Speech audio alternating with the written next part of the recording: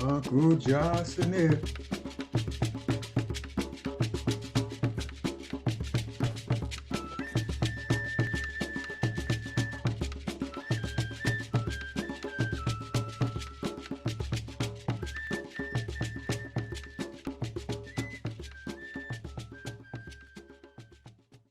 We remember Malcolm. We remember Malcolm. We remember Malcolm X. We remember Malcolm. We remember Malcolm. We remember Malcolm X. We remember Malcolm. We remember Malcolm. We remember Malcolm X. We remember Malcolm. We remember Malcolm. We remember Malcolm. We remember Malcolm. We remember Malcolm. We remember Malcolm. We remember Malcolm. We remember Malcolm. We remember Malcolm. We remember Malcolm. We remember Malcolm. This morning is February 21st, 1993. We remember In 1965, on this Sunday, Malcolm X was killed in New York 28 years ago. This song is in memory of Brother Malcolm X. We remember Malcolm. We remember Malcolm. We remember Malcolm. Malcolm X said that our struggle was a struggle for human rights, not civil rights. That we shouldn't take our struggle to the U.S. court system, that we should take our struggle to the world. We remember Malcolm. We remember Malcolm. Malcolm said that one of those human rights was the right to self-defense. Malcolm said that we should buy rifles to defend ourselves, and that if the federal government wouldn't pull the sheets off of the Ku Klux Klan, that we'd pull them off ourselves. We remember Malcolm. We remember Malcolm.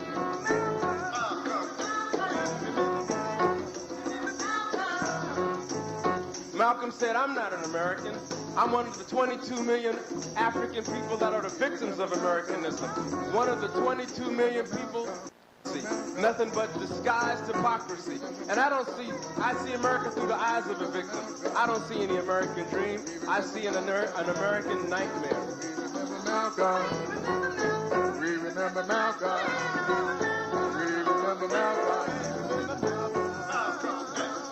Malcolm said that a people without their history are like a tree without their roots. Malcolm said that of all of our studies, history will best reward us for our research. We remember Malcolm. We remember Malcolm. We remember Malcolm.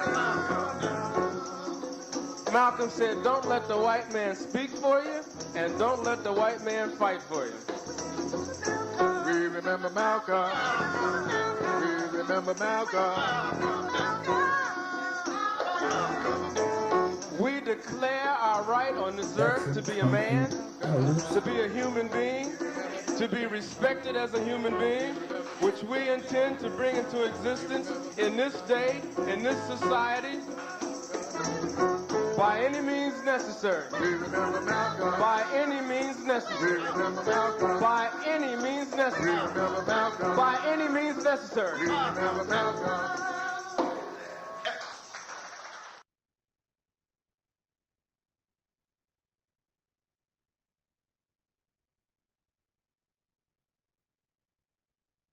I'm in Rahatep, Jose. Uncle Johnson here. Hey now, I hear familiar voices. Good to hear you all. Who we are and what we believe. Mosaic Community Church is a community of the way. The way is Maat. Truth, justice, and righteousness. We believe in the teaching of our elders and our ancestors that the Creator God created the universe and all life and has placed in each of us a part of the divine spirit, God living in us and through us has given us the right and power to establish peace and justice in all human life and true harmony with all of creation. We believe in the living faith of our ancestors. Our way is not merely ritual or belief. Our way is a way of life. Our way is not a random path. Our way begins with coherent understanding. It is a way that aims at preserving knowledge of who we are. It is with this conviction that we study the rich heritage of our African people. The way is reciprocity. The way is wholeness.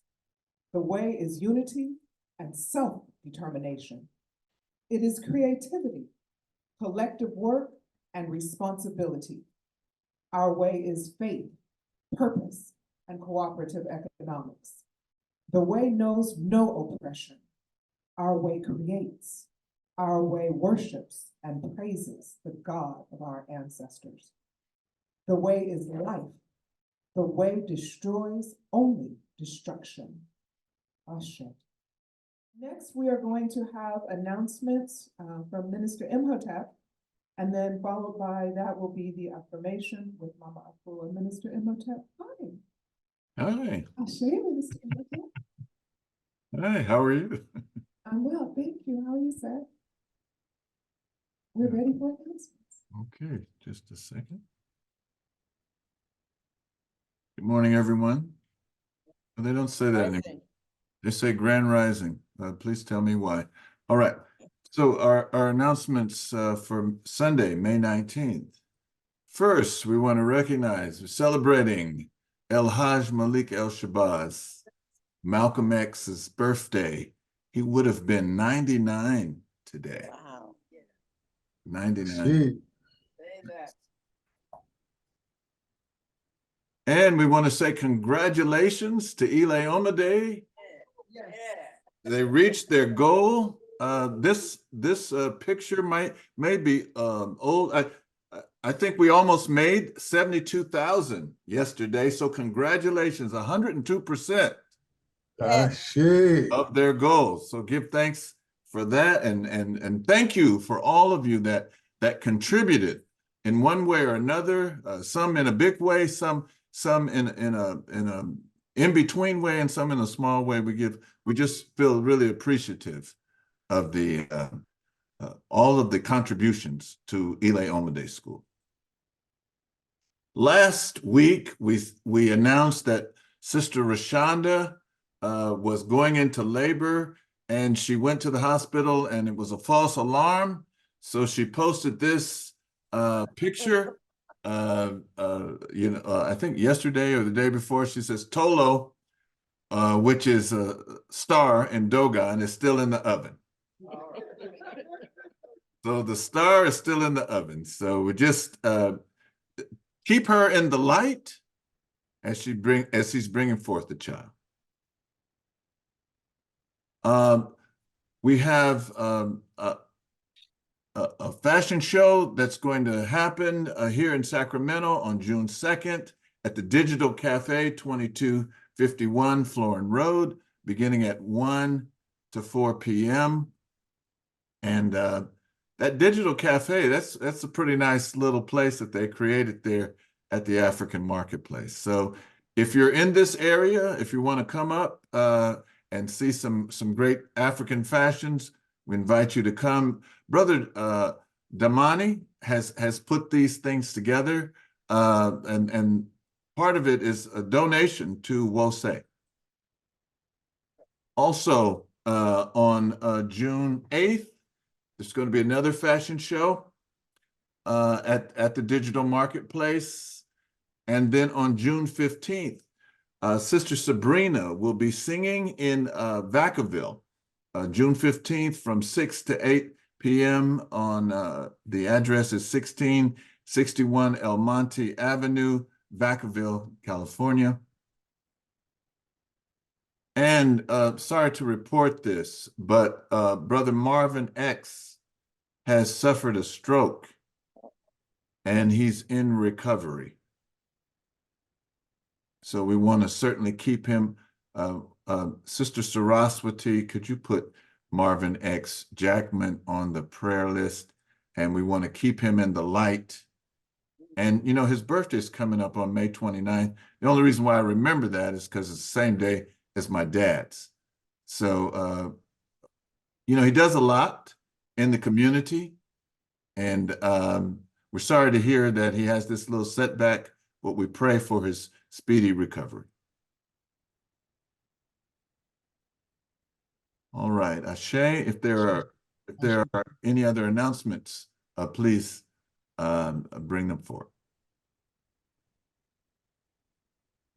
See everybody tomorrow morning at 5:30 for A Love Supreme. Thank you. Sabrina, you have your hand up. Go ahead. I do. Thank you for making that announcement. And I just wanted to add to it. My jazz trio and I will perform at the Nut Tree Plaza, is what that address is. Most people know where the Nut Tree is. All right, thank you. And it's songs from the Harlem Renaissance era. Thank you. Thank you. Okay, thank you. All right. Saraswati, I'm sorry. Thanks for announcing that. African Liberation Day celebration, Saturday, May 25th. Where is it? It's going to be at the East Side Arts Alliance and Cultural Center on International Boulevard, Oakland, 2277. Saturday, May 25th. African Liberation Day. All right, thank you. It's going to be celebrated all over the globe. Yes, indeed. Any other announcements? Glad to see Baba Kofi. Kofi, all right, cool. I'm gonna sign off now and proceed with the service. Thank you, Minister Rana. Thank you. Next, we will have the affirmation brought forward by Auntie Afua.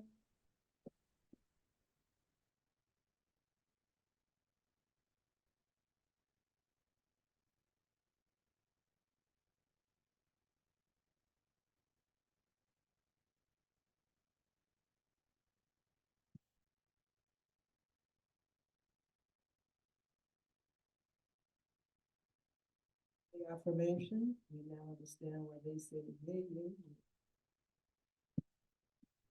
And we have it there. And I will read what the leader has been asked to read. And we can all stand. Speak up. And when I finish the leader, the community will say their part. Ready? We will know God's truth to be free and self-determined. Creator of humanity, glory, and sufferings of our ancestors, and to honor the struggles of our elders. Let us strive to bring new vision and life to our people. Let there be peace and harmony among us. Let us be loving, sharing, and creative. Let us work, study, and listen, so we may learn, teach, and cultivate self-reliance. Grant us power, O Holy One, as we struggle to resurrect our hearts and our homeland. We will raise our children according to the needs of our nation, with discipline, patience, devotion, and courage. We will strive to be the living models of the new direction of our people. We are an African people. We are children of God. Yes. Ashe, Ashe. Ashe, Ashe, Ashe.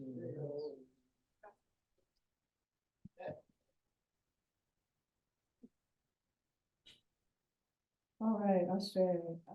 Next up, we have a special remembrance tribute for Minister Lizelle. And there's several people involved in that. You know who you are. I'm going to bring first forward Minister Malley, Minister Kofi Inyama King. And then we're going to roll all the way through that with Jeff and Minister Malley, Minister Makalisi. You all know where to go in that. Please come forward, Minister Malley. Can we get more volume? For me, I'm probably not speaking loud, but Right. More You want volume more? More needed. volume. you want more still? Okay.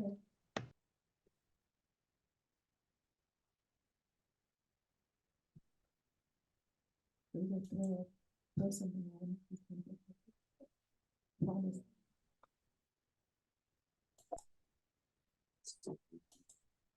Ashe. So can you hear everyone?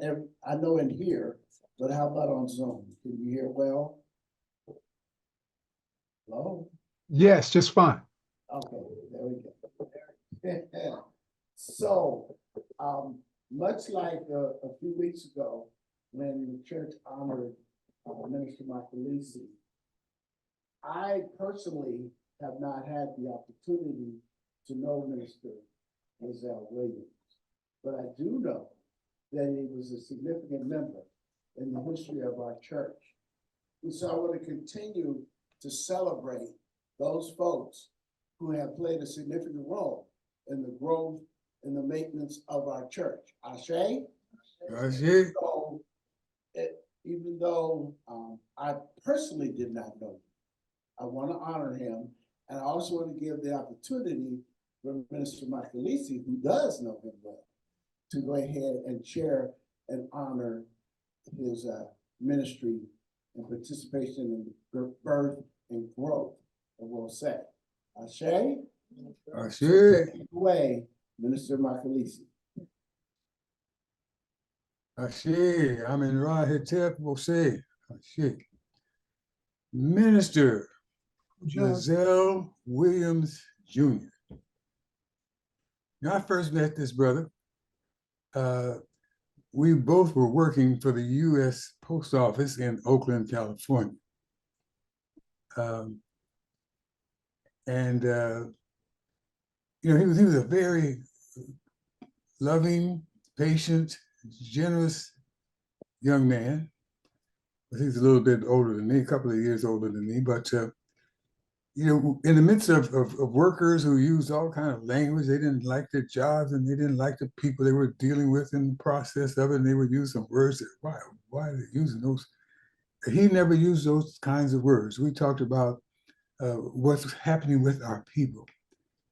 And I'm understanding from reading some of the material about his life that I have picked up since his transition and interacting with his family, and particularly with his son, Jamal. Minister Lizelle Williams Jr. was a diligent man, a diligent person who was studying the facilities given to him by the Creator.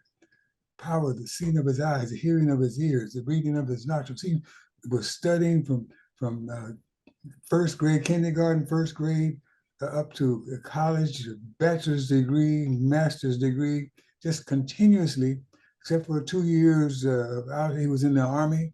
And even while he was working at the post office, he was going to college. And got, like I said, all the way up to his master's degree, an additional degrees in educational administration. He was a diligent man, and we need to let his spirit be diligent with us as we endeavor to do all we can in every way we can to make life more beautiful and beneficial for ourselves, for our people, for our children, and for generations beyond our imagination. Minister Lizelle, joined our community in the early 1980s, and and he involved himself in studying the principles of the sacred African way, and just outline a few of those principles to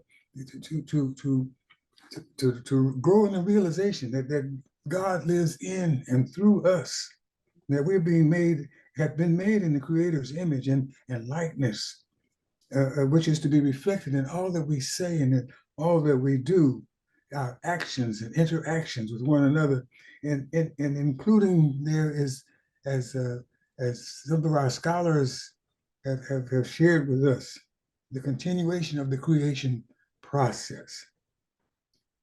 As we go along, Minister Ezel had that kind of spirit. He had that kind of understanding and did all he could in every way he could. In addition to being a member of the Wosei community, something within him said, well, I want to be more than a member. As these principles keep resonating in my heart and in my mind, teaching us that the spiritual miracles come not merely through praying to an external force, but from our manifestations of the deity within ourselves, our thoughts, our aspirations, and our actions. That was resonating with him that our way teaches us that this is a system that doesn't have all the answers for all the questions and all the challenges. It's a scientific one that we're supposed to use the seeing of our eyes, the hearing of our ears, the power of our voices, the power of our hearts and minds to find solutions to problems and challenges and endeavor to do all we can to bring harmony amongst the people. And in addition to that, he was dedicated to Kwanzaa and Nguzo Saba, and recognizing that it is a reflection of the most nearly perfect reflection of the cultural and spiritual traditions that exist in the motherland. Minister Ezel understood that and was doing all he could to share it near and far. So he wasn't a member of the Wosei community very long before something inside him that I'm seeing is relating to the call for diligence is reflected in the book of Ptahhotep that's presented in the selections of the Husia. Talking about be diligent as long as you can. Always doing, as long as you live, always doing more than is commanded of you. Do not misuse your time while following your heart, for it is offensive to the soul to waste one's time. Do not lose the daily opportunity to increase that which you have. Diligence produces gains, and gains will not endure when diligence is abandoned. So that spirit, those words, that consciousness moving through Minister Ezel, well, he was a minister at that time, just moving through his heart led him to understand, as I'm understanding it, calling upon him, becoming a command within him, not from somebody else out there, but something within him, the spirit, the power, the reality of the Most High within, relating through his understanding and his commitment. Okay, let's take that to another step. You've got this command coming to life in your own heart and mind, in your own being. Become a minister in the Wosei community. And so he let that command, that desire be known. I want to be a minister of the Wosei community of the sacred African way. And so he endured the training process, was ordained as a minister. He served diligently in both our communities in Oakland and in Sacramento. He continued with what the major focus of his education was about education. He was a teacher. He became a principal in Richmond and in Sacramento. But he had a desire to work with students more than with doing administrative tasks. And so that desire, that command, calling for his diligence, was part of his reason for leaving California. As time went on, as the age was creeping up on him, and there were some things that he had promised to do was committed to do with his family, and he had this desire to work with children more than administrative education or administration. And so it was around 2005 when he moved back to his homeland in Jackson, Mississippi. To get some materials in Jackson, he was active in what was known as the Jackson Council of Elders. He was one of the three leading persons in that group. There's two sisters and Brother Minister Lizelle Williams Jr. And on some of the literature that was produced by that organization had aspects of Maat included in that. So he was taking the message with him, being diligent, truth, justice, righteousness, harmony, balance, right order, propriety. It also included principles of Ma'at. Basically, it's the declarations of innocence. I have not committed sin, and on down the line. Not meaning you never have committed sin, but you've reached a point where you're doing all you can in every way you can to not commit any further sins. So he was taking the word, taking the spirit with him. He was also active in an organization called the New African Investment Association. Sounds like Ujamaa there in Jackson, Mississippi. He was dedicated diligently to the sacred African way. And the fact that he was with this African spiritual tradition, even though most of his family, as I understood, as I was watching the homegoing ceremony, they're a Baptist, but they respected where he was coming from and what he was sharing with them is the various comments that were being made. That's the way they resonated with me. That he did it in such a way that, I'm not trying to blow you away because you're still a Christian, because you're Baptist. No, I'm sharing with you that there are elements about your tradition and the spirituality that you are embracing, and that which we are embracing, it's rooted in the achievements of our ancestors and the things that we need to be achieving for ourselves and our children. We need to come together and work together. And so I'm feeling that Minister Lizelle was making that kind of impression with his family, with the community in Jackson, as well as he endeavored to do that with us while he was giving service in the Wose community. And so, I could go on. One of the things I discovered about Minister Lizelle is his Hosea. I don't know how well you can see this. I mean, it's being used. You see the front cover there, and if you go through his book, I mean, virtually every page in the book is marked. His notes are made. I mean, the brother was reading, internalizing the spirit, internalizing the wisdom, internalizing the call, internalizing the command that was cultivating itself within to do all you can in every way you can to make life more beautiful, beneficial, more spiritual for ourselves, for our children, for our people. And so one of the things that his son Jamal shared with me is that he had been sharing with his people, even though he got this diagnosis of Parkinson's disease in the year 2020. And as time was going on, it was attacking him even more severely. He said, well, when I go, don't have no crybaby ceremony. Let's just have a joyful homegoing.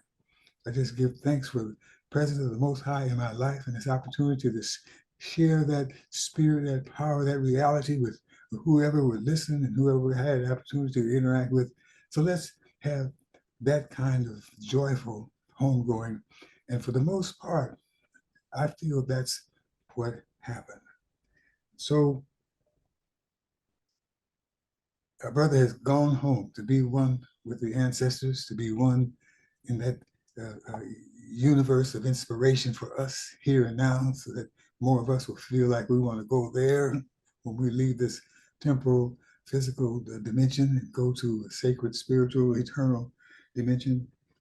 So, Brother Minister Lizelle, may any and all who reflect on the life of truth, justice, righteousness, truth, beauty, and goodness that your heart and mind embrace, that your soul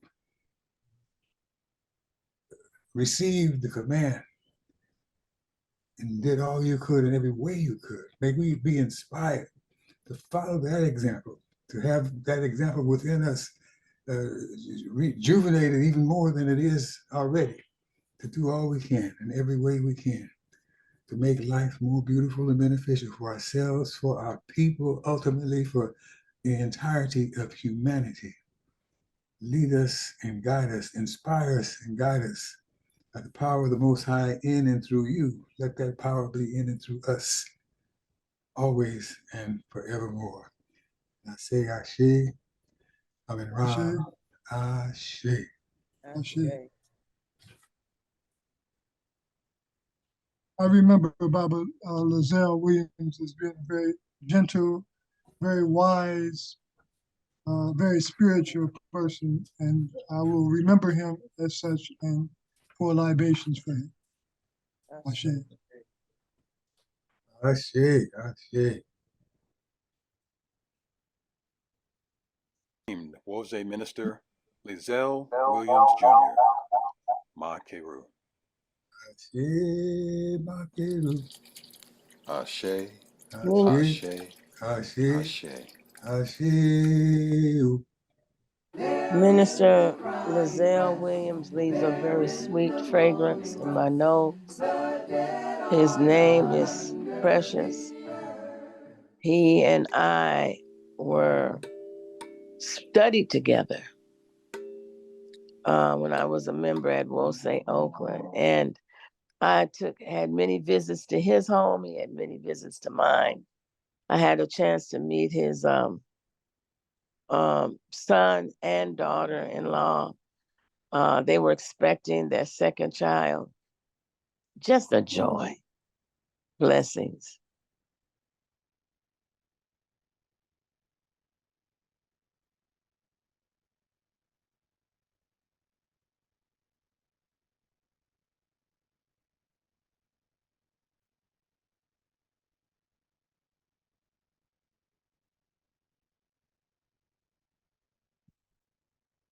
Okay, Baba Jeff, was there a libation you wanted to do?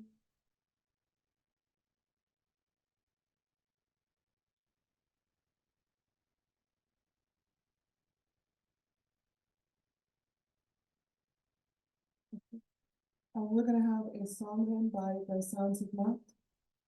And Baba Jeff, if there was a libation that you wanted to do, which was what was on my schedule, we can do that after the song, please. Ashe.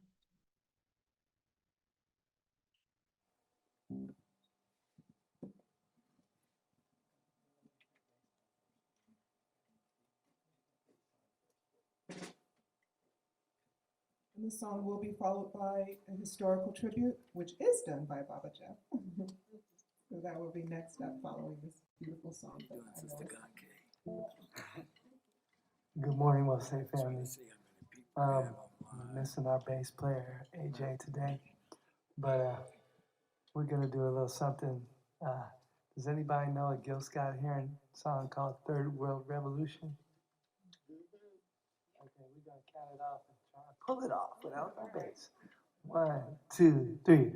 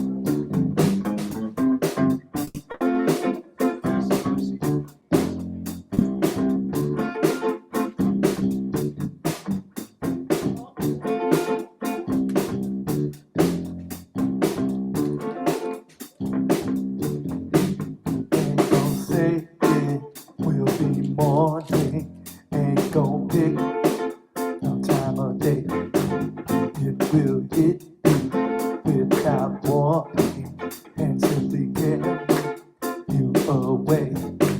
It's gonna be so doggone easy. Thought you knew about life all the time. It will answer all the questions that were played with your mind. It's the third world revolution, and we're standing at the gate. You can make your contribution while the world is changing shape.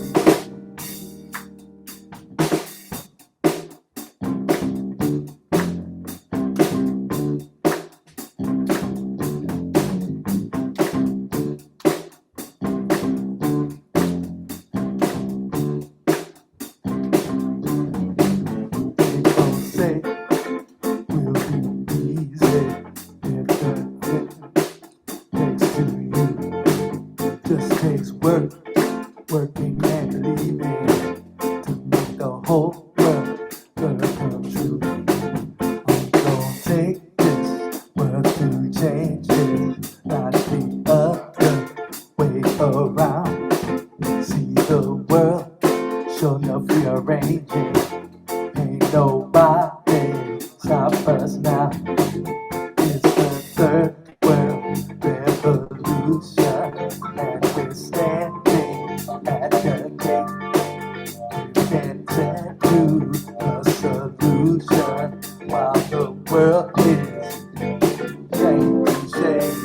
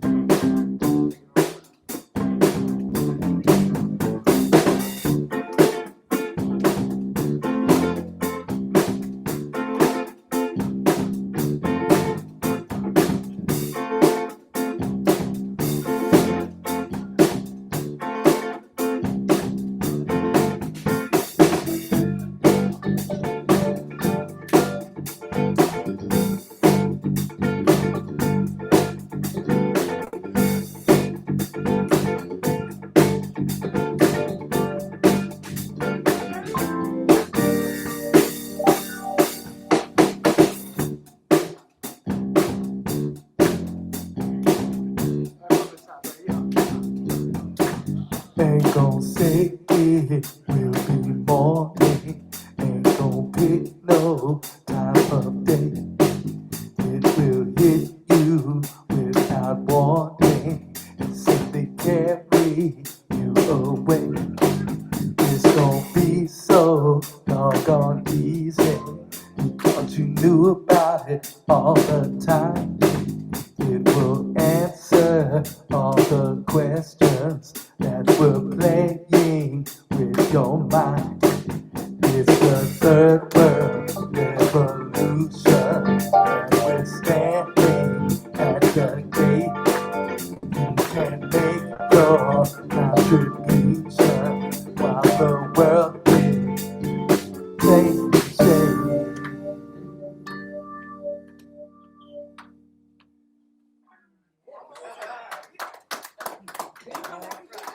Hey. Big ups to Gil Scott Heron. Yeah.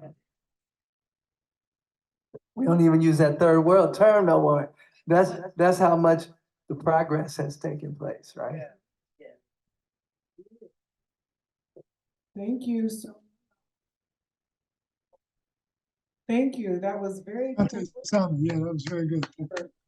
up and moving. And for all of you who know Auntie Afua was in here in the aisles. Yes, I just ratted you out. And she was trying to get my mom, who happens to be here today, involved, because mom can't hardly hear a beat without getting up. So I just said, I'm gonna just sit back and learn some moves. So it's all good. That's what it's about, right? Isn't that what we said? What music we do? That's what it's about. Coming up next, we're going to have the historical tribute brought to us by Baba Jeff. This will be great. Grab your pencils, pens, a piece of paper. You're going to probably find out about something you either didn't know about or didn't know that particular perspective. I'm ready for it. Baba Jeff, are you ready? Of course.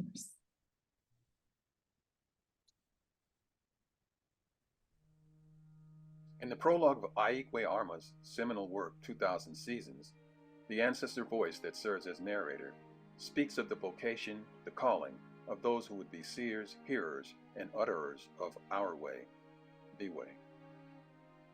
Here, in this space called America, the descendants of enslaved Africans have spent multiple generations perfecting the practice of making a way out of no way. At the heart of the practice is a simple behavioral habit, paying attention. And if you're one who makes it your business to pay attention, I'm decidedly one who does. And I know with certainty that our terrorized ancestors in this land did so if for no other reason than to survive. You are most likely aware that in the culture we inhabit, a media, market, profit-driven consumer culture, the countervailing force, that one who seeks to pay attention must contend with, are distractions. You may also be aware that the noted distractions are myriad, legion, and certainly too many to categorize and count in this very brief tribute. But metaphorically, they amount to a Category 5 hurricane in the lives of our people endeavoring to make a way out of no way, and where paying attention is a very large part of the endeavor.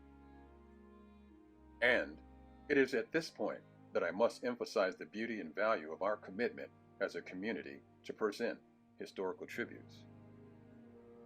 For it is through presenting tributes to ancestors and the lives that they lived, in joy, pain, sunshine, and rain, as Frankie Beverly and Mays so beautifully sang, but lived, most importantly, with purpose, that we are able not just to simply celebrate and pay tribute to them, but also to present their lives as models of character as they engaged in their purpose to study, emulate, and model for our people, our children, and, to borrow and paraphrase the title of one of Aikwe Arma's important books, the beautiful ones who are not yet born.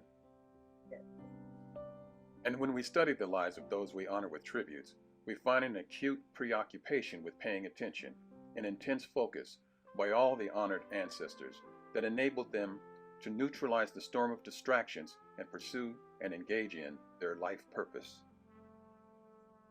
And in the service of making a way out of no way, many became seers and hearers of their respective surroundings and the world they each inhabited. And, after engaging in what honored ancestor Dr. Jacob Carruthers might characterize as deep thought, became vessels for utterances so unique that they each would stand the test of time.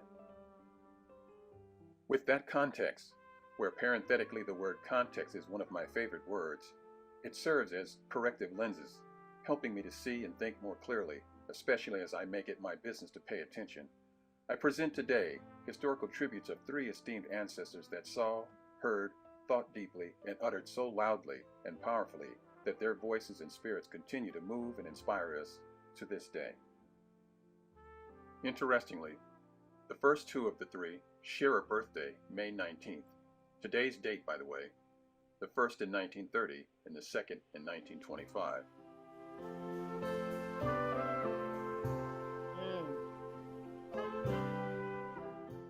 Born on May 19th, 1930 in Chicago, Illinois, Lorraine Hansberry came to prominence from her Broadway play and movie, A Raisin in the Sun. Mama, I want so many things. I want so many things that sometimes I think they're going to drive me crazy. See, I'm 35 years old, and I ain't got nothing. I ain't going to be nothing, Mama. Just look at me. Look at me. I'm looking at you, and you're a good-looking boy. You got a job, a fine wife, a son. A job. Now, I open and close car doors all day. Her powerful storytelling, her burning commitment to truth and justice reflected in all her work, solidified her place in the hearts and minds of those yearning to hear voices that would give them hope for a better world. So without further ado, let's listen to a very brief example of this inspiring human being. Supreme Court of the United States. And this is the way of struggling that everyone says is the proper way to do, and it eventually resulted in a decision against restrictive covenants, which is very famous, Hansberry versus Lee. But the problem is that Negroes are just as segregated in the city of Chicago now as they were then. My father died a disillusioned exile in another country. That is the reality that I'm faced with when I get up and I read that some Negroes my own age and younger say that we must now lie down in the streets, tie up traffic, stop ambulances, do whatever we can, take to the hills if necessary with some guns, and fight back, you see. Can't you understand that this is the perspective from which we are now speaking? It isn't as if we got up today and said, you know, what can we do to irritate America? You know, it's because that since 1619, Negroes have tried every method of communication, of transformation of their situation, from petition to the vote, everything. We've tried it all. There isn't anything that hasn't been exhausted. Isn't it rather remarkable that we can talk about a people who were publishing newspapers while they were still in slavery in 1827, you see? They've been doing everything, writing editorials, Mr. Wexler, for a long time, you know. And now the charge of impatience is simply unbearable. Born on May 19, 1925 in Omaha, Nebraska, Malcolm X requires little to no detailed introduction. Many came to know him by his autobiography, published in 1965, and others, almost 30 years later, by director Spike Lee's 1992 movie, Malcolm X. His utterance, his voice, is by far one of the most powerful that humanity has ever experienced. So let's listen to an extremely brief example of this great human being. We are African, and we happen to be in America. We're not American. We are people who formerly were Africans who were kidnapped and brought to America. Our forefathers weren't the Pilgrims. We didn't land on Plymouth Rock. The rock was landed on us. We were brought here against our will. We were not brought here to be made citizens.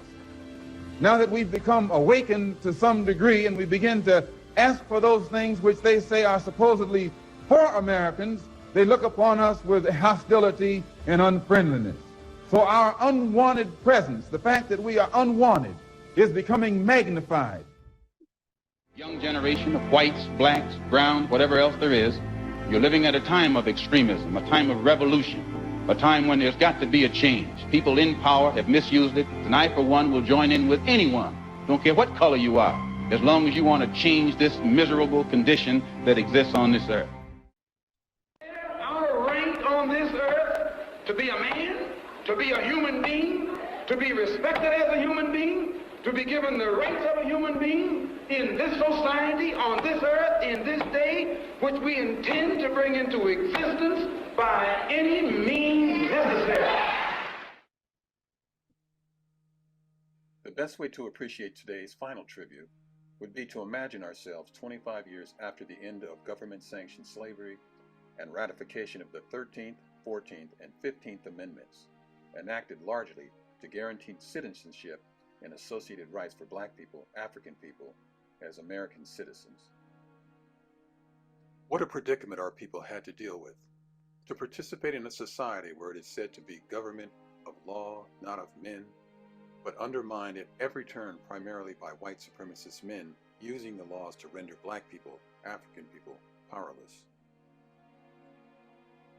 Making it through each day, halfway sane, required a special kind of strength, endurance, persistence, and most of all, courage. These qualities were in abundance for one particular black man and former slave, Dr. Harvey Johnson. Born a slave in Virginia in 1843, Johnson would, at the age of 25, in 1868, leave Virginia and move to Washington, D.C. to enroll in Wayland Seminary. After graduating in 1872, he became the pastor of Union Baptist Church, with 268 members. By 1885, Dr. Johnson, with the support of his wife Amelia, who was originally from Montreal, Canada, the two met in Baltimore and married in 1877, grew the membership to over 2,000. Dr. Johnson already recognized and lived the daily indignities his congregates and the greater black community of Baltimore experienced. Using his organizational skills, his ability to analyze problems, then identify and apply solutions to noted problems, as well as his ability to rally people to a cause, Dr. Johnson would reach out to several in the clergy that were close to him that were formerly associated with the Union Baptist Church and those he mentored to start their own churches. And if you are still imagining yourself in the time and place of Black people, African people, in 1885 Baltimore, scarcely one generation removed from the 250 years of government-sanctioned slavery, you might imagine he was reaching out to a highly motivated group of people, eager to listen to a man with a plan. They listened and agreed to become an organization called the Mutual United Brotherhood of Liberty. Their plan? To test the power of the 14th Amendment's Equal Protection Clause and use it to affirm the rights and privileges of Black people, African people, as full citizens of the United States of America. The Brotherhood recruited a 26-year-old attorney named Everett J. Waring to apply to Maryland State Bar Association, and after organized pressure supported by the respective congregations and the greater Black community of Baltimore, they successfully forced the State Bar Association to relent and admit young Mr. Waring to the State Bar. Though true to white supremacist form, the ruling was narrowly crafted to only allow Black attorneys who were citizens of Baltimore, not Black attorneys throughout the state of Maryland. The team of attorneys associated with the Brotherhood would, in 1889, publish a book entitled Justice and Jurisprudence, an inquiry concerning the constitutional limitations of the 13th, 14th, and 15th Amendments. The preface of the book begins with the highlighted passage. An inquiry concerning the constitutional provisions of the 13th, 14th, and 15th Amendments seemed to the Brotherhood of Liberty the primal step to be taken by an order instituted for the advancement of the African race in America. The author has contributed a fitting introductory accompaniment to his work in a cold and critical but lucid, vigorous, and trenchant dissertation upon the peril of juristic innovation upon the Constitution. As a generalization, this work may be said to consist of two parts. The first concerns the positive law of the 14th Amendment, by which the whole power of the American state is pledged to maintain the equality of civil rights of every American citizen by due process of law. The second discloses the transparent veils of legal fiction under a cover of which the civil rights of all races are being slowly undermined. It shows how judicial construction has so impaired the lex scripta, or the written law, that although the letter may remain, yet the heart has been eaten out. It is so fascinating how persistent the challenges to Black people, African people's recognition as full and equal citizens of America, especially when I consider that even now we experience the evils of judicial construction applied to slashing important sections of the Voting Rights Act. The deep thought and the loud, powerful utterance of Dr. Harvey Johnson and the Brotherhood of Liberty was one among many of their contemporaries, including Frederick Douglass, Martin Delany, Marcus Garvey, Booker T. Washington, and Ida B. Wells, and may be overlooked for its contribution to our struggle here in America and throughout the diaspora. The spirit of Dr. Harvey Johnson and the Brotherhood of Liberty's utterance can be felt in the loud and powerful utterances of Lorraine Hansberry and El-Hajj Malik al-Shabazz, aka Malcolm X. All three were courageous seers and hearers of the America they inhabited, and after engaging in deep thought that would result in courageous utterances that Black people, African people today can continue to benefit from, I would strongly suggest that their utterances may be considered medu nefer, or good speech, in the tradition of Kemet or Egypt. And all three might also be considered to be seen as what Dr. Maulana Karenga described in his book, Maat, the Moral Ideal, in ancient Egypt. Geru Ma, one who is self-mastered, whose character is infused with Ma'at. Certainly something to think about. Lorraine Hansberry. El-Hajj Malik al-Shabazz, aka Malcolm X. Dr. Harvey Johnson. The Mutual United Brotherhood of Liberty. Ma Keru. Ashe, Ashe, Ashe. There in the crying grass, there in the moaning rust, the dead are not under. majestic, never ever lets us go.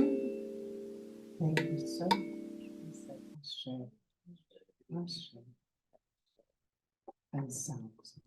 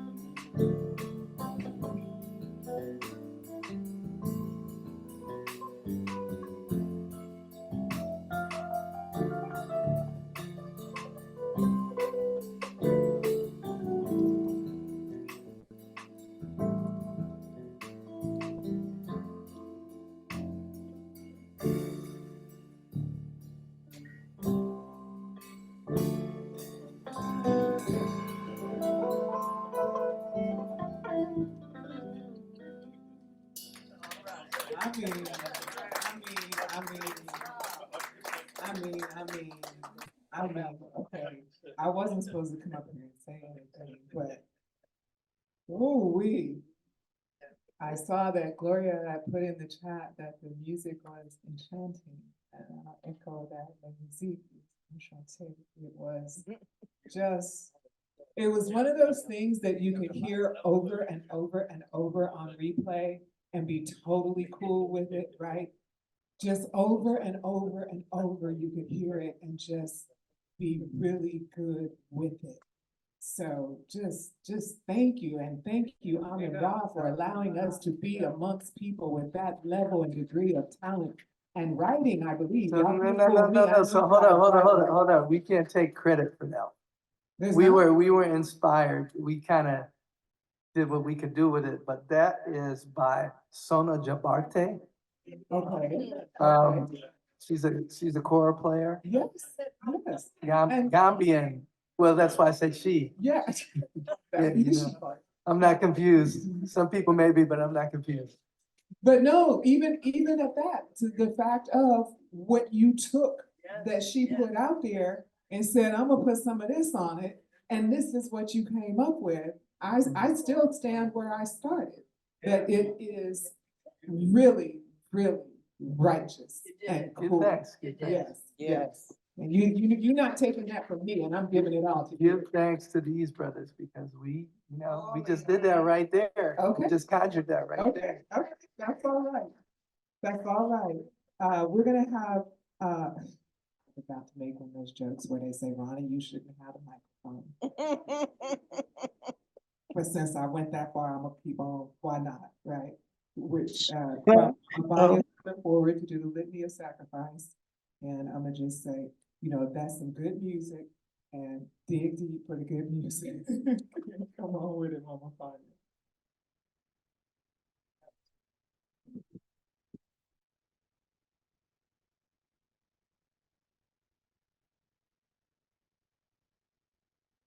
Uncle Jackson will say, here in the building and those on Zoom.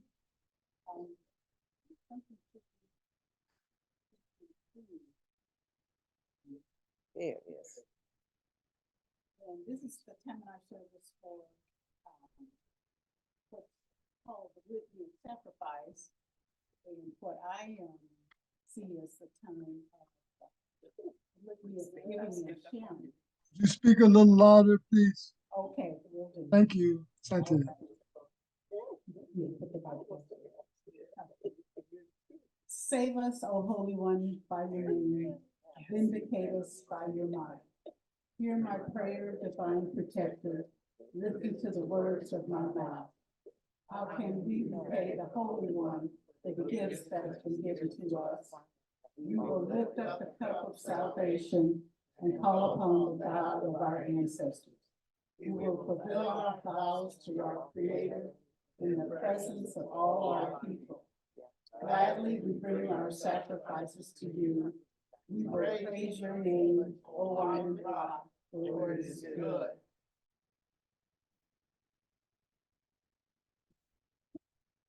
Umoja, unity. We shall strive to maintain unity in the family, community, nation, and race. Self-determination. We shall define, name, create, and speak for ourselves. Ujima, collective work and responsibility. We shall build and maintain our communities together. Our brothers and sisters' problems shall be ours to solve together. Cooperative economics. Together we shall build and maintain our own businesses and together profit from them. Nia, purpose. We shall make our collective vocation the building and developing of our community and the restoration of our people to our traditional greatness. Kumba, creativity. We shall do as much as we can in any way we can to leave our community more beautiful and beneficial than when we inherit. Imani, faith. We will believe with all our hearts in our God, our people, and in the righteousness and victory of our struggle. And I just want to, say about litany, sacrifice, and sharing that, we're giving to ourselves. We're not giving to some outside organization. We're giving to ourselves. Rose is us, and us, we have to support Rose to keep the building open, keep the lights on, and everything. So let me now say short prayer. Contributions. Thank you, Ram, for these contributions to our community. No contribution is too small or too large. We are a community that shares and gives to each other, to our community, for the continuance of those. We're in this world, and it does take finances to keep things running. We appreciate all of the contributions that we are receiving, contributions in the form of finances, talent, love, study, prayer. Thank you again, Aaron, for all of these contributions to this great community, Rose. Ashe. Ashe, thank you. Thank you. Next up, we are going to have a presentation by, I always like to say this, one of our homegrown, Professor Menu Ampem. And I don't make assumptions about who's here or who's on Zoom or what have you and say I'm not going to give him a proper introduction because he's earned that. And if you don't know, you're gonna know.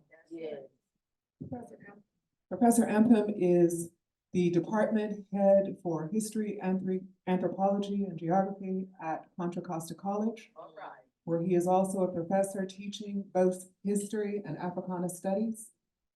He has been conducting tours throughout Africa, Kemet, and also Europe on occasion for over 3 decades, 30+ years. He has 2 tours coming up in the next couple of months, one going to Kemet and another going to Ethiopia.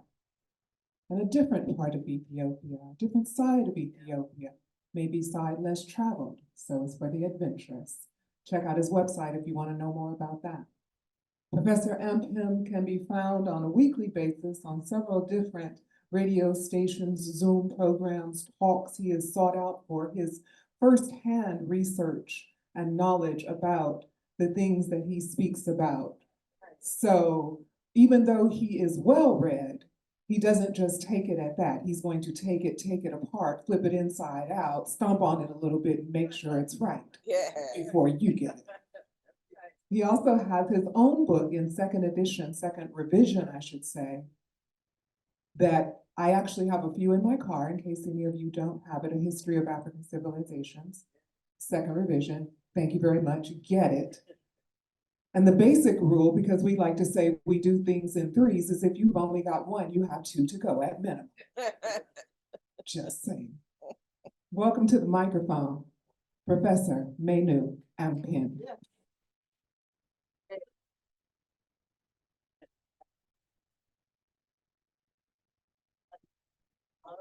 All right, thank you, Minister Rana. Music. I heard the choir. I said, that's Molly. Good morning, good afternoon, we'll say. How's everybody? Ashe, all right. Thank you very much. I'm glad to be here. Everybody's done their part. Now it's my turn. And Brother Ty sent out an email, and usually if I'm asked to share some of my work, it's whatever I want to share with the community, but he shared it as Malcolm X Day. So the topic is chosen for me, and I'm glad to say something about the Honorable Malcolm X, and really to give you maybe some ideas that you probably haven't thought about, not new information per se, but a different interpretation. But before I say that, Minister Alicia Williams, special brother, when I came back to Wosay when I was in school in Morgan State, he was one of the elders that embraced me, that supported my work, and he gave one of the greatest lines that I can remember hearing. There were some people that didn't like his preaching style. And he said that, you know what, they want a preacher and not a minister. So I'm a minister. I ministered to the community, and guess what? He shut all of that down. It's one of the great lines that that clearly define his work and leadership, but I appreciate his spirit, his diligence, and him and being consistently consistent over a very consistent period of time, because anybody can talk, but he actually walked the walk. And I remember when we were in Kemet around 2005, I was very glad to have an elder spokesperson to really grace the tour. And so I really appreciate that. Sister Fania, I think she has, or did you? Oh, okay, she's passed out a brief handout that I have for those that are here at WOSE. And for those of you online, I want to share with you just a little bit about Malcolm X, the 4 phases of Malcolm's life. We can talk about his biography, his history. We can give details. We can look at some important moments and transitions in his life, or that's when we look at him as a national figure and a national hero. But I want to share with you how to really change that from just a national figure to a practical example. They're not the same. We have to look at Malcolm as a practical example. And so, yes, this is the 99th anniversary of his birth back in 1925. But how do we use his example in the 21st century? Those are 2 different things. To talk about someone in history. I'm a professional historian, and we can always talk about the past, but what relevance does it have in the present? And so we hear about Malcolm X academies, Malcolm X schools, Malcolm X Boulevard, Malcolm X speeches. There's a lot of Malcolm X here, there, and everywhere, and there's a lot of misrepresentation and distortion as well. I did my graduate work on the revolutionary Dr. King, and obviously I had to look a lot at the original or firsthand evidence regarding Malcolm, and I learned quite a lot. And when I lived in Europe for a year, I learned about Malcolm's influence in England.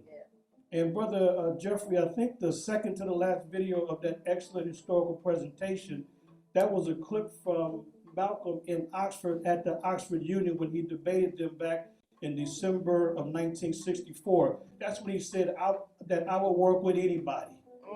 That's when Malcolm was at another phase in his work and his development. That was at the Oxford Union. They have a big photograph of Malcolm there, and he is among the illustrious presenters there because the wisdom of his ideas and the strength of his logic was at another level. So even they had to back up and take notice. So if you're online, I want to share with you these 4 phases, which you don't have in front of you, but if you are taking notes, and obviously you can get the video afterwards, but there's 4 phases of Malcolm X's life and development, and I want to share with you how we can use in a practical way in 2024 and beyond the phases of Malcolm's development and use that to develop youth, the youth in our community. So the first phase is the Malcolm Little phase. Second phase is Detroit Red, when he became a street thug. Third phase is the Malcolm X phase, when he becomes a national leader. And then the 4th phase is the Malcolm X El Haj Malik international phase. All of those are distinct phases of Malcolm X's life. And we have to look at leaders in phases, because if not, we're looking at old times and old ideas that are not relevant as they move forward in their life. This is why their work is distorted quite a bit. When I say they, I'm including Dr. King, who's greatly misrepresented. And so the first phase, the Malcolm Little phase, he's born May 19th, 1925, and he has a total of 7 siblings. He has some half-brothers and sisters as well, but he's born to Earl and Louise Little in Omaha.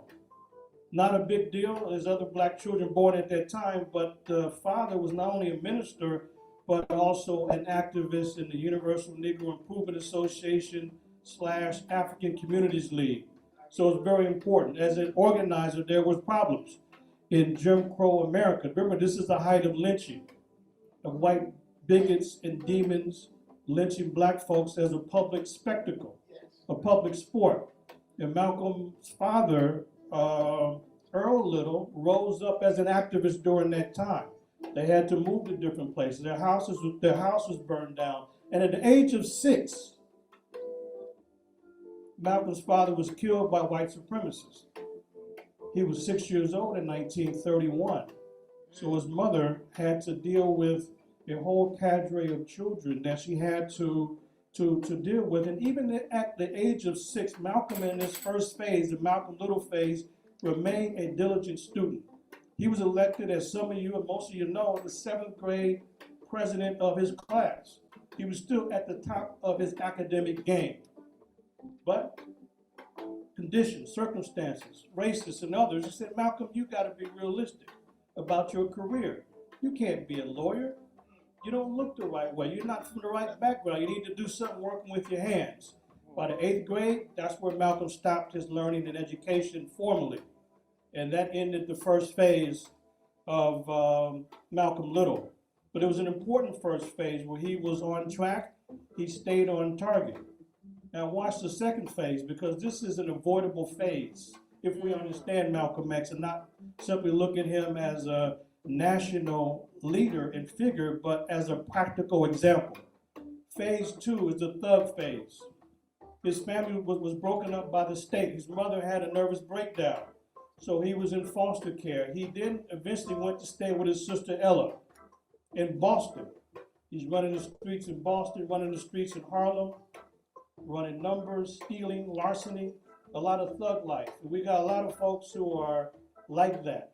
Father gone from the home, and they turn to street life. And they want to hang out. They want to follow others. Pants sagging, dumb ideas, no discipline whatsoever. It's better to get along than to chart a path of leadership. That's how they look at it.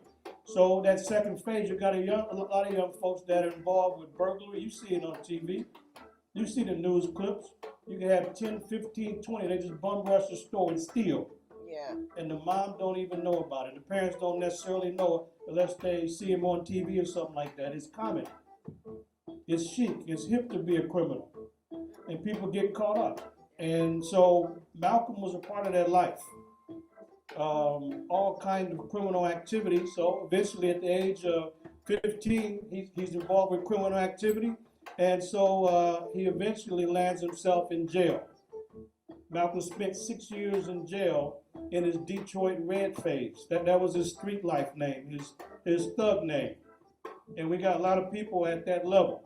So from 15 years old to 27, that's what Malcolm was about. All kind of criminal activity, and with no moral compass whatsoever. The family's broken up. And that's the second phase that we find a lot of young people today. They get from, they have a great foundation of Malcolm Little phase, but then it descends to the Detroit Red phase. And I've taught, not only am I at Contra Costa College, I've taught in the open public school system. And it's absolutely shocking what happens in those kind of environments. That and it's a lot of people, I won't even call them parents, those that are the biological progenitors who just happen to give birth. But they're not fathers and they're not mothers. They're not mothering, they're not fathering, but they certainly are the ones that, at least legally, they're head of the household. It's just a babysitting operation. Just send them away, and they don't know anything about what's happening. They're not a part of the Parent-Teacher Association. They don't come up to school or anything. The only time they get angry is if they see a bad report card. Well, that was months down the road. Didn't you know? How can you not know? So it's people disengaged from that stage, that phase, and now with the growth of the internet, there's all kinds of things that take place. And parents and those that are biological progenitors are not even worried about what's actually taking place. So they have no idea what kind of influence is happening on their young people. I see it every day, even at the college level. And that's a whole nother discussion and series of workshops to give you insight about how young people think. I'm appalled by it. I'm shocked by what happens. But Malcolm spent 6 years in jail, in prison. He was sentenced to 8 to 10 years. But guess what? Even though the state broke up his family, different foster care homes, guess what? While Malcolm was in prison, he had a transformation. And it was his siblings that went to teach Malcolm and introduce him to the Nation of Islam. But it wasn't just his, and so the family is very important. And most of you saw the Malcolm X film. The problem with the film, there are many different problems. And there's reasons why the family did not want Spike Lee to make the Malcolm X film. He didn't have enough understanding and insight. There were great distortions. And I understand the entertainment value. But if Spike Lee had any real understanding, when Malcolm was in prison, you did not see, we did not see in the movie that it was his family. It was his brothers, it was his sister that helped to resuscitate Malcolm's life and give him direction. That was missing from the film. What a story.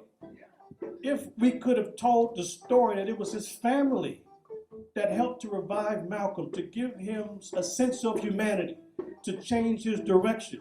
And along with his family, it was the jailhouse philosopher Bimby.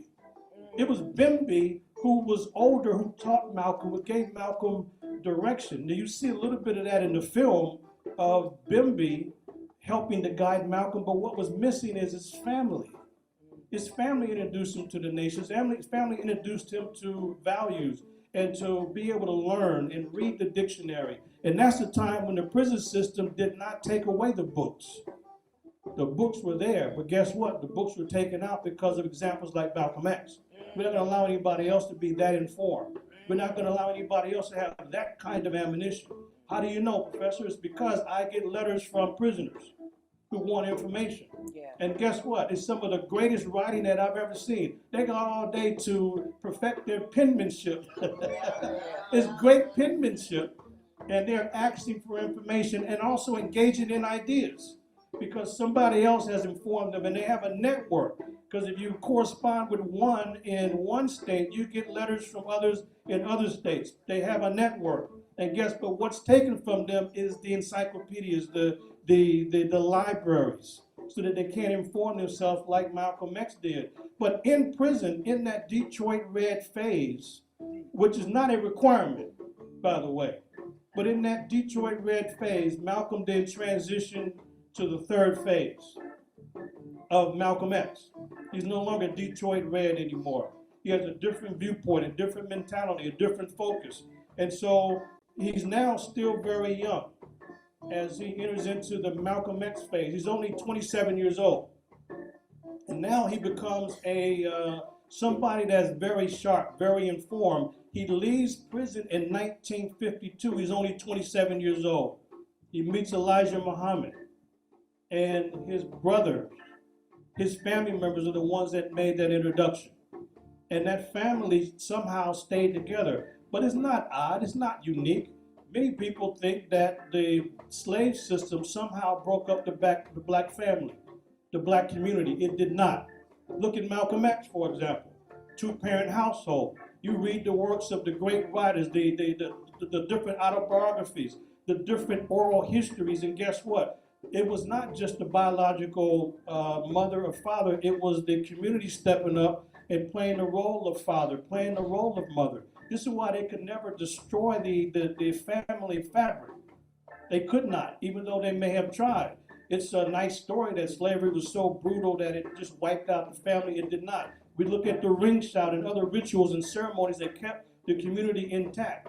And it was Malcolm's family that helped to bring him back to a position where he's now a person who's not looking at everything with the eyes of some demon that's ready to pounce on somebody. But he enters into this phase of Malcolm X, and now he becomes a national leader. The Nation of Islam, they had in 1952 4 mosques, 4 temples. By the end of the 50s, they had over 40. They had about 49 or so, from 4 to 49 in just a handful of years because of Malcolm's organizing skills. That's when people heard about Malcolm X, the great leader, the great organizer. And so this is the third phase where he now becomes the national spokesperson for Elijah Muhammad in the third phase, the Malcolm X phase.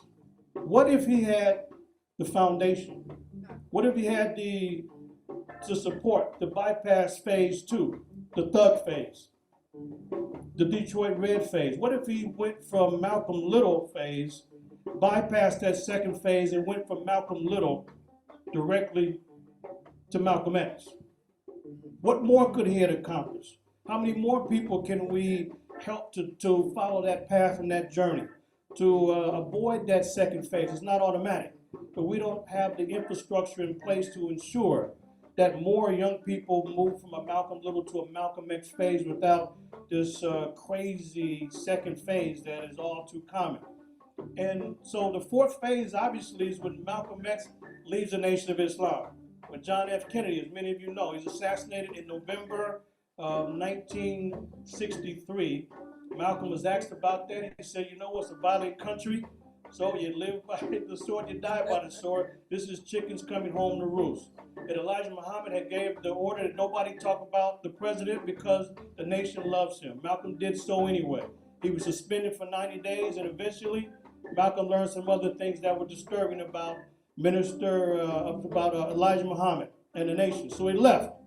So this starts the fourth phase. In 1964, now it's the Malcolm X El Haj Malik phase, when he began to travel and look at things for himself. He went to different countries and learned that what he had learned in the nation is not really the reality. There's a different reality. And by the way, Malcolm had always wanted to work with those who were in the movement, who were active in the so-called civil rights movement. But the Nation of Islam was on the sideline, and Malcolm criticized those folks who were involved with the civil rights struggles. He argued for what? For human rights, which is a higher level. And it is, because human rights are rights that we're born with. Yes.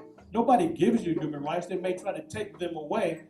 A human right is a right to live, and a right to life, the right to be free. No one gives human rights, but they may try to take them away. So Malcolm was correct on that. That civil rights are rights that we have within a particular country, right to vote, hold office, things like that. But human rights is a higher level. And Malcolm raised that all the way through, but he began to recognize that there's a room, and there's room for civil rights as well. We need basic rights. And Malcolm said, you know what, it's time to forge an alliance. So he goes down to Selma in early February 1965 to do what? Tell Dr. King, I'm with you. And if the white nationalists don't respond to your demands, then they're gonna have to deal with me and my followers as well. So they need a choice. That was less than 3 weeks before Malcolm was assassinated. It's 2.5 weeks before. The authorities were very concerned about this alliance. But Malcolm had turned the corner. He really did. Now remember some of the focus of Malcolm, and it's very important to look at this last phase, because this is a phase we need to understand very well. Many people, they think that Malcolm, when he raised the idea of self-defense, this was new. It wasn't new at all. The only issue really for most people was whether or not, like Dr. King said, whether or not it was tactically wise to carry a knife or a gun during a demonstration. But the self-defense, he said, was not an issue. Dr. King made it very clear that to defend oneself and their family has not been debated since the early part of mankind and womankind. From the early part of humanity, it was just a tactic. Whether or not one should carry a knife or a gun during a demonstration, not self-defense. So what Malcolm formed, as many of you know, the Organization of Afro-American Unity, and lays out these basic principles that are very important. This is in '64, so they had the basic unity program where they laid out a lot of these important details. So the fourth phase is very important, it's very significant, but we got to look at each of these 4 phases in Malcolm X's life in order to put it in perspective and proper context. And one of the things that's pretty amazing, that mainstream talkers and speakers and writers, they define Malcolm X as a civil rights leader. Are you kidding me? Okay. Everything in Malcolm's background was to criticize civil rights. He did have respect for some of the great leaders among them, but they didn't have a relationship. Until the very end, Malcolm tried to forge an alliance. But to describe him as a civil rights leader, what a distortion. What a misrepresentation. That there's nothing in his background when he's focused on civil rights. He's correct. Human rights are more important. But guess what? Taking those human rights to the United Nations, does that work alone? Of course not. The U.S. vetoes what the world has to say. Britain can veto what the world has to say. Russia vetoes what the world has to say. So the world condemns genocide. What does the U.S. do? They veto. So the UN is a good attempt, but it doesn't solve every problem. You know, this is why we in the 21st century have to look at Malcolm's words and his works, and we have to update. That's what we have to do. We have to update. As we can see, the UN is toothless when it comes to real stopping genocide. But Malcolm's correct. There's a much larger issue, a much larger concern beyond just a single society. That's very important. But these are the 4 phases that we have to look at. If Malcolm X is going to be a practical example, from the Malcolm Little phase to Detroit Red, which could be eliminated if we're a wise community across the country, to Malcolm Little, and then Malcolm X, and then Malcolm X El Haj Malik El Shabazz, which he had already had in his passport, but he started using it more in that 4th phase. And then you add Omar Wali, the son who has come home when he started to embrace the African revolutionary movements on the continent, which is very, very important, very significant. That's one of the most important things we can do, is look at these phases and figure out how do we take young people, how do we support parents, and bypass the 2nd phase. Otherwise, another 50 years from now, we'll be talking about how great Malcolm X is while our community deteriorates. How can we use his example as a practical model to look at how his family stayed together despite all the turmoils? Can you imagine how difficult that is? To keep a family together in the midst of the height of white supremacy and white nationalism? The father gone, the mother struggling, you know? This is one of the greatest things we can do. So if we're going to have a Malcolm X Day, it should be what are the practical programs that we are implementing and are furthering in the remembrance of Malcolm X, rather than just have another ceremony or another event or a speech here or a statement there. What about the programs that are helping to transform the young people?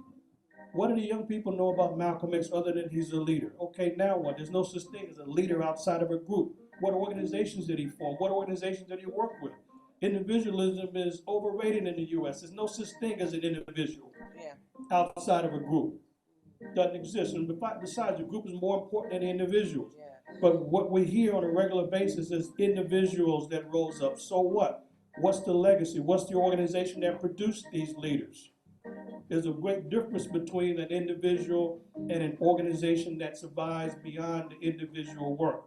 Like the great Kwame Ture or Stokely Carmichael always told us, is that we don't lack leaders, we lack organization.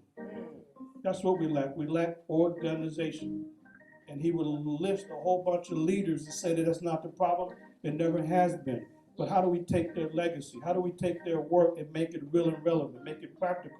So that's what should happen on the 99th birthday of Malcolm X, the 100th birthday of Malcolm X coming up and beyond, because otherwise it won't have the practical value that we need. So how is it that we can produce young leaders, young organizers? Because a leader without organization is useless, just a spokesperson that's talking. So for me, it's taking these phases and understanding each phase in the context of our community, and then how do we eliminate the negative? Because it's not a requirement. Well, you know, youth is a very difficult time. It's difficult at any age. Yeah, that's right. Being no youth. That's right. That's right. Any age. And by the way, one of the things that I've noted, and you know, Sister Ronna mentioned just some of my international work, but I get notices anytime somebody writes a paper or does a PhD dissertation or master's thesis, when they're referencing my work on the 5 African initiation rites, the 5 major African initiation rites, from the right of birth to the right of becoming an adult, the right of marriage, the right of becoming a elder, which is different than an older person, and then the right of becoming an ancestor. And so it's those 5 important phases to really understand traditional African culture. So it's in the context of those phases that we have to look at Malcolm X. And I was trying to remember when was Father's Day. Let me share something with you about this Father's Day idea. I learned about the difference between a father, a daddy, and a pappy when I was very, very young. Listened to my great-grandmother and my mother talk, but when they had no respect for a male, then he's a pappy. He's irresponsible, he's never around, doesn't do anything, he's a pappy. So they dismissed a pappy. We got a lot of pappies running around. And then if it's somebody that is pretty good, but he's got issues, he was a daddy. You know, the daddy had some issues too, you know. But then there are, this is the one who's at the highest level.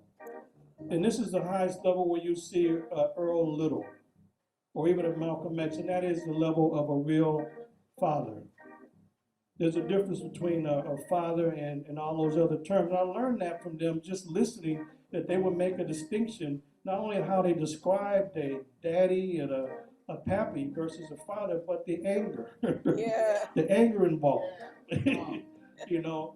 And so we have to really understand these concepts and principles if we're going to really look at it, make it real and relevant. We can talk all day, but Malcolm laid out the foundation for fatherhood. He got that from his father, even though he was very, very young. And Malcolm was so disciplined as a father, as a man, that the FBI had some concerns. They said, this man must be gay. We can't find anything on him. We got all the tapes rolling. We got spies in the organization. Uh-oh. Oh.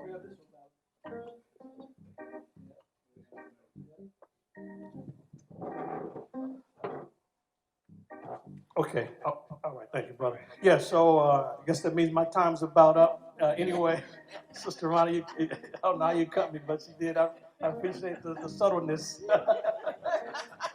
Real subtle. She moved. You see her move?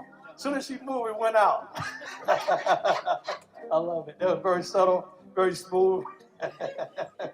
With timing, because I know time is moving. But anyway, that's my tribute to the Honorable Malcolm X. May his legacy be practical for us, that he be a practical example that we can avoid the pitfalls, the traps, the second phase of the Detroit Red phase, and look at Malcolm Littles that are then transformed into a Malcolm X phase. And this takes the work of a whole and a collective and healthy community. So thank you very much. I appreciate it. I'm Professor Manu MPM. Thank you. Papa Manu, I'd like to offer elders should learn and teach the verses to resist. What do you think? You're breaking up, brother. Okay. You want to try that again? What were you trying to share? I was trying to offering up Elijah El Hajj, I'm sorry, Shabazz faith, that we as elders should develop a means of subversive resistance that we can use. Oh, okay.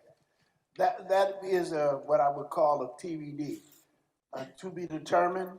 So no, seriously, is that one of the values, one of the gifts that I always appreciate about Professor Ephraim is he gives us like what I call a homework assignment.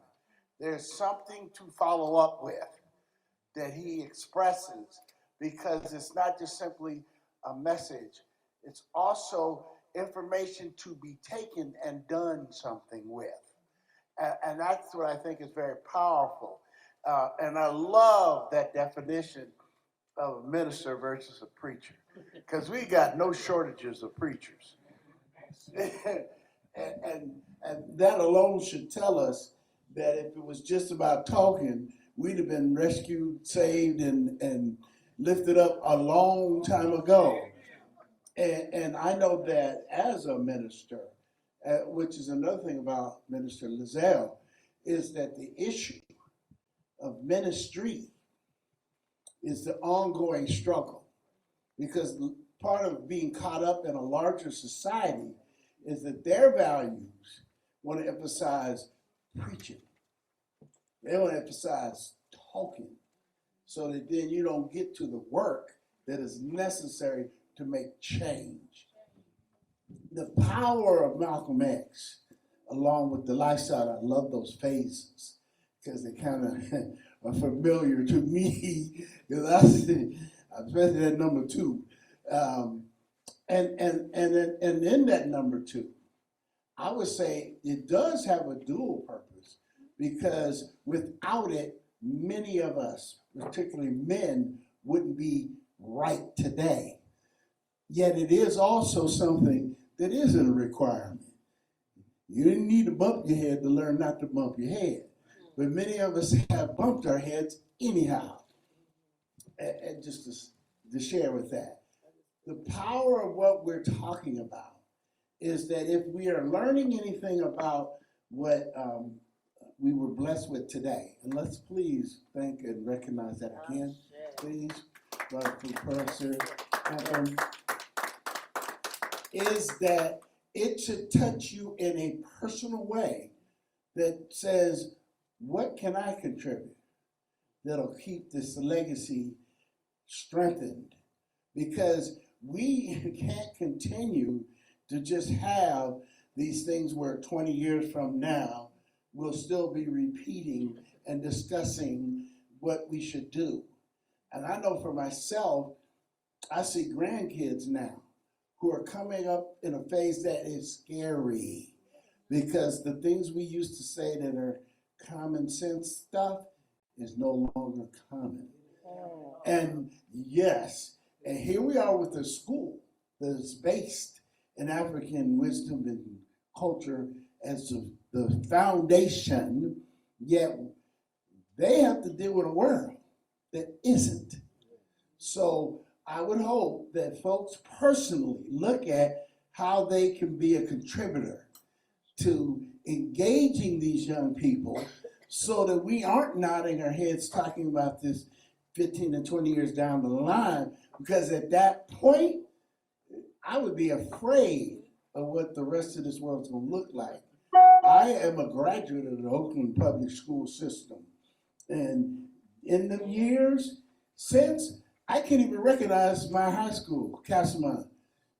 It don't look like the same school. And I'm not just talking about student-wise, I'm talking about environment-wise. We cannot continue to depend on and trust others to take care of us and our children.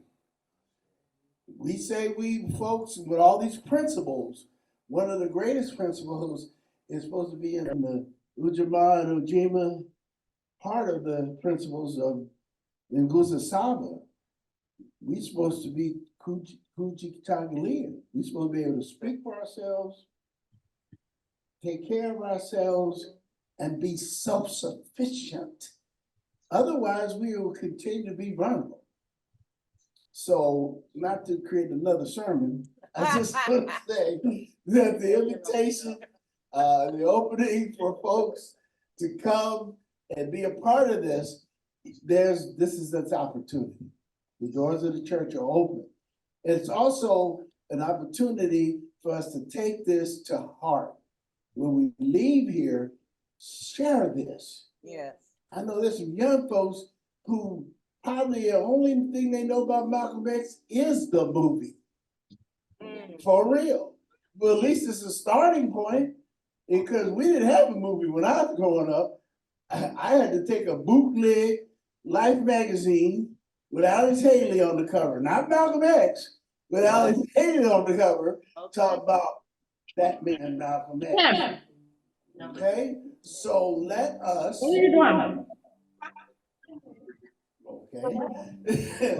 Let us. You? Okay. Somebody. So before it falls all apart, let us take this message and share it. Make it something that doesn't just resonate today, right now, but also as we leave this place. Ashe? Ashe? Ashe? All right. So once again, we have been blessed. If there are other non-members, you can raise your hand. I don't know, maybe that was the non-member wanting to be a member on the Zoom. But at least we have here, seems to be all members, right? Yes. Huh? Excuse me? Yes. Would you like to be a member? We're not talking about ministry. I know. I'm not harassing you. I like the fact he identified himself. Thank you. We'll tackle you later on.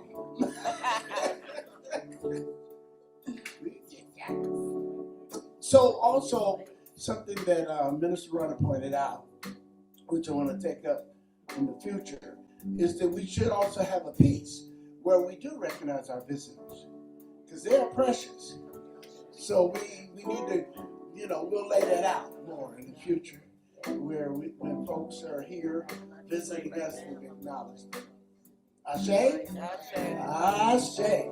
So now the invitation, and now the song, which I don't sing because I'm not a good singer, but I want the group to come and carry it. Could we all stand together?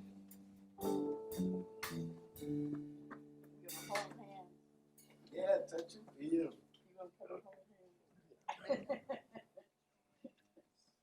I do know somebody who can sing. Everybody can sing. Yeah. Talk, you can sing.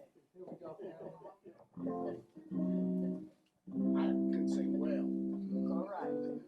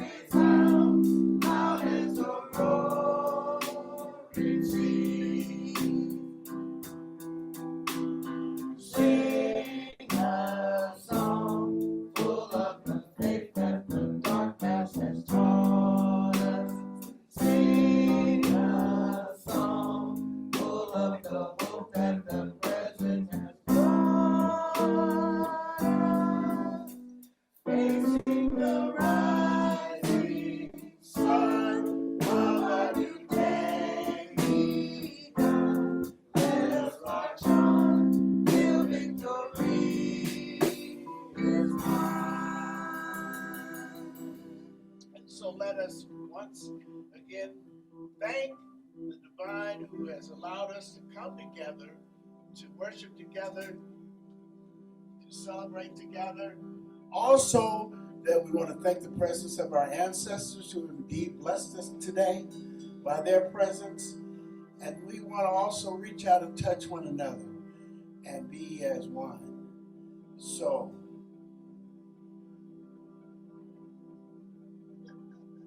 one love, one nation, one heart, one people, one faith, and we lift it all and give it all to the one divine being who through the ancient times we have called out throughout history, that name being Amen.